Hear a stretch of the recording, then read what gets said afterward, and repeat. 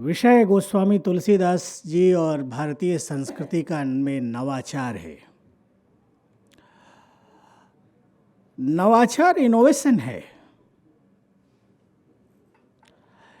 Innovation out of box सोचना है।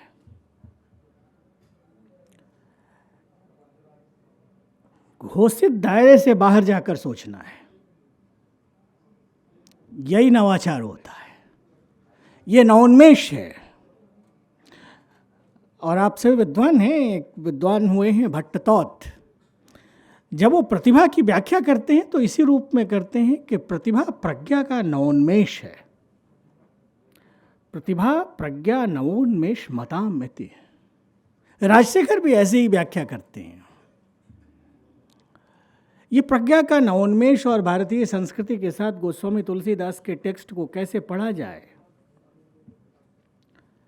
मुझसे जब कहा गया कि आपको बोलना है और बोलते वक्त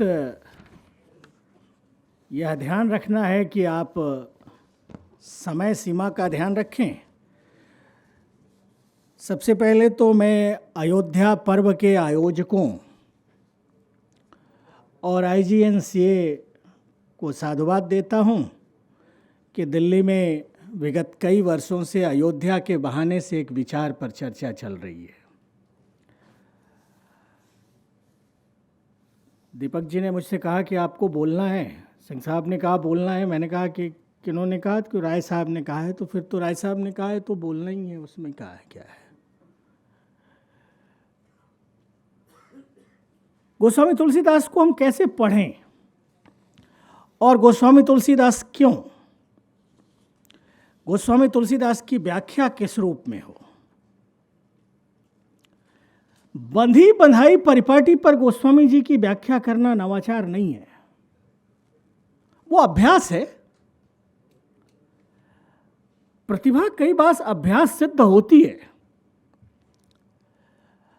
पर ऐसा तुलसीदास में क्या है जो उन्हें प्रासंगिक बनाए रखते? अगर अपने व्यक्ति अपने होने के 500 वर्ष से बाद भी प्रासंगिक है तो कुछ न कुछ बात तो रही ही होगी।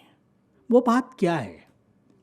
वो बात तुलसीदास को समझना हो सकता है और एक नवाचार का विषय हो सकता है। मैं पूर्वोत्तर में काम करता हूँ, पूर्वोत्तर बोले तो ईशान क्षेत्र में काम करता हूँ। जब भक्ति की बात आती है तो अगर आप पूरे पूर्वोत्तर को देखें तो भक्ति समाज साध्य हो, समाज केंद्रित हो, इसके लिए प्रदर्शनकारी कलाओं की मदद ली गई। यानी भावना, अंकिया, ओजापाली, जो असम की विधाएं हैं उनमें राम कथा और कृष्ण कथा आई है। तुलसीदास राम कथा को प्रदर्शनकारी कला से समन्वित करते हैं। यानी रामलीला की शुरुआत करते हैं। राम जो लोग काशी के हैं वो जानते होंगे कि रामलीला, काशी के रामनगर की रामलीला, वो रामलीला क्या थी? भक्ति को जनोन्मुख बनाना और भक्ति को समाज सापेक्ष और समाज साध्य और समाज उपलब्ध बनाना, यह नवाचार है। भक्ति आश्रमों से, मठों से, मंदिरों से बाहर निकलती है और लीला के माध्यम से लोगों के बीच आती है। मित्रों, लीला क्या है?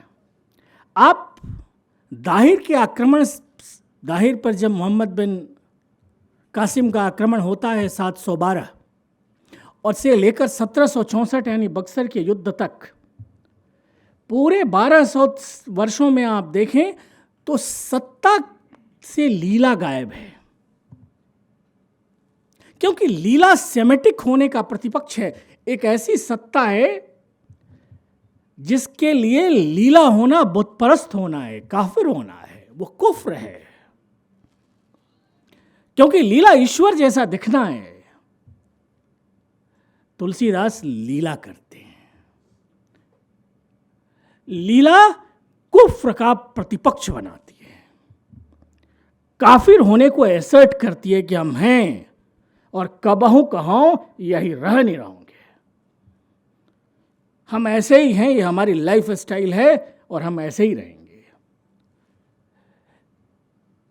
उन्होंने हमारे मंदिर तोड़े, उन्होंने हमारे आस्था घर तोड़े, उन्होंने हमारे मूर्तियों को तोड़ा। हमने कहा कि हम फिर रच लेंगे। इसलिए लीला ईश्वरत्व को बार बार रचना है।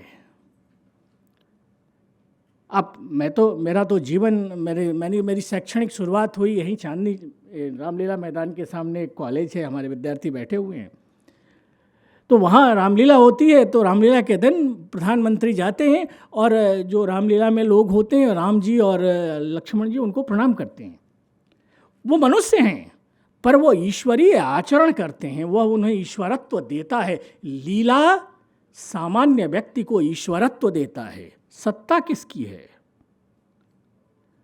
सत्ता उसकी है जो कुफ्र को मानता है, जो बुत परस्ती को काफिर होना मानता है। तुलसीदास राम कथा कह रहे हैं, राजा अकबर है। तुलसीदास की राम कथा जब खत्म होती है तो तुलसीदास कहते हैं, बोलो सियावर रामचंद्र की जय, राजा रामचंद्र की जय। तुम राजा होगे, तुम सहंसा होगे, तुम जहांपना होगे, हमारा राजा राम है। यह सत्ता के नायकत्व के बरक्स समाज का नायकत्व रचना है। हम लोग अक्सर आइडिया ऑफ इंडिया पर बात करते हैं कि आइडिया ऑफ इंडिया क्या है। आइडिया ऑफ इंडिया सत्ता नहीं है। हमारे पास सत्ता रही नहीं है, फिर भी हम रहे। हमारे पास संगठन नहीं रहा, हम रहे। हमारे पास संस्थाएं नहीं रही, हम रहे हैं। वो कैसे रहे?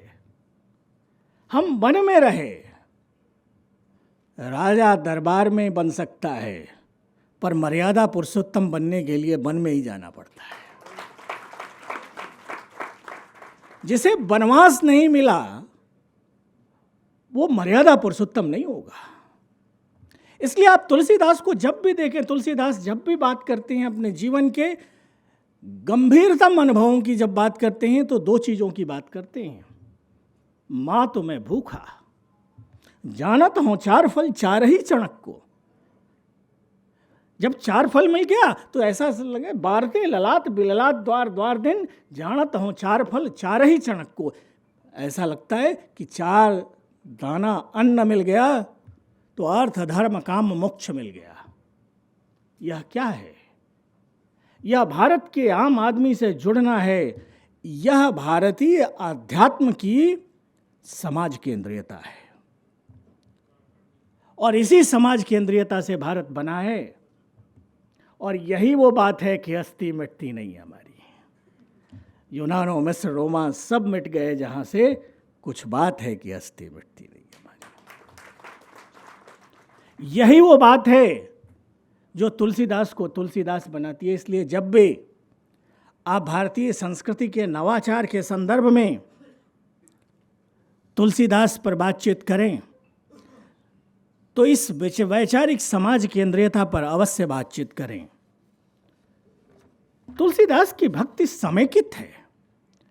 यह भारत के मर्दित पुरुषार्थ का एक विकल्प बनाती है। आध्यात्मिकता वो विकल्प के रूप में खड़ी होती है। वह एक शौर्य बनाती है। इसलिए आप देखें कि तुलसीदास अखाड़ा बनाते हैं। बताएंगे, अयोध्या के लोग और महंतों के बीच एक शिक्षक का बोलना ऐसे भी थोड़ा सा संभल कर बोलना होता है। तुलसीदास अखाड़ा बनाते हैं। मैं तो पूर्वांचल का रहने वाला व्यक्ति हूं, मेरा बालपन मानस की चौपाइयों की छांव में बीता है। तुलसीदास पब्लिक विजडम को तय करते हैं। हम लोग सांस्थानिक रूप से तुलसीदास को नहीं पढ़े, बाद में हिंदी पढ़ने लगे तो पढ़ने, लेकिन तुलसीदास जब भी कोई अत्याचारी शक्तिशाली होता था तो दादाजी पंडित ब्रह्मदेव चौबे कहा करते थे, रावण चले गए इनकी क्या विसात। तुलसीदास उस शक्तिशाली किंतु अत्याचारी लोगों को एक सबक दे रहे होते हैं कि समझ जाओ, जाना है। यह जो काल की नश्वरता का भय है, तुलसीदास की सांस्कृतिक नवोन्मेष का सूचक है। अक्सर हमने जीवन में देखा है कि राम किताबों में नायक होते हैं, जीवन के नायक तो रावण ही होते हैं। तुलसीदास इन जीवन के रावण नायकों को सिखाते हैं कि चले जाना है, मानवीय रहो। और पूरी की पूरी भक्ति कविता इसी नैतिकता के बोध से, इसी न्याय के बोध से भारत भाव को रचती है। यह आइडिया ऑफ इंडिया है। यही वो बात है कि एक व्यक्ति लगातार पददलित रहा, लगातार उस पर आक्रमण होते रहे, उसके मंदिर तोड़े जाते रहे, उसके आस्था गृह अपवित्र किए जाते रहे, और वह बचा हुआ है। यह वो जिजीविषा है जो भारत का पौरुष रचती है। इसलिए मैं बार बार कहता हूं कि तुलसीदास के नवाचार को अगर पढ़ना है तो इस रूप में भी पढ़िए कि भारत के स्वप्न को बचाने का एक रचनात्मक प्रयास है तुलसीदास। तुलसी के राम उसी रचनात्मक स्वप्न के नायक हैं। बहुत बुरा होता है हमारे सपनों का मर जाना। एक उग्रवादी कवि था पंजाब का, अवतार सिंह पास था, तो उग्रवादी ही पर कविता अच्छी लिखी। कई बार बुरे लोग भी अच्छी बातें करते हैं, ऐसी कोई बात नहीं। उसकी एक पंक्ति है, बहुत बुरा होता है हमारे सपनों का मर जाना।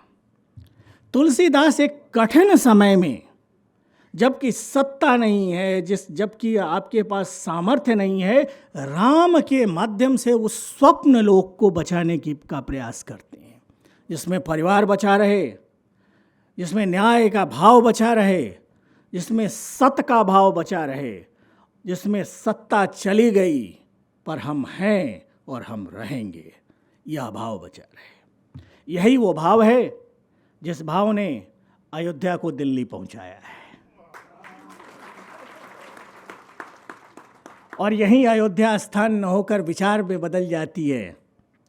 कल हम सबों के मार्गदर्शक और हमारे तो वो सुख दुख के केंद्र हैं, आदरणीय राम बहादुर जी राय कह रहे थे कि अयोध्या विचार के रूप में आती है। अयोध्या वह विचार है जो ये बताती है कि जिजीविषा बनी रहे तो हम फिर बना लेंगे। अयोध्या वो विचार है जो कहती है कि 500 वर्ष बाद हम फिर बना लेंगे।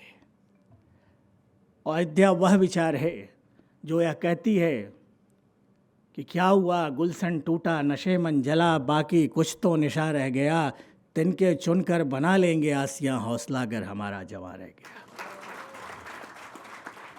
तुलसीदास इसी हौसले को बचाने का सांस्कृतिक प्रकल्प राम कथा के माध्यम से सुनाते हैं। राम कथा क्या है और राम कथा में क्या नहीं है, इससे तो हमसे तो बेहतर आप जानते हैं। मैंने राम कथा को एक नवोन्मेषी दृष्टि से पढ़ने की कोशिश की है। पीछे वो ओझा जी हैं, 10 मिनट हो रहा है उनका। धन्यवाद आपका, बहुत बहुत आभार।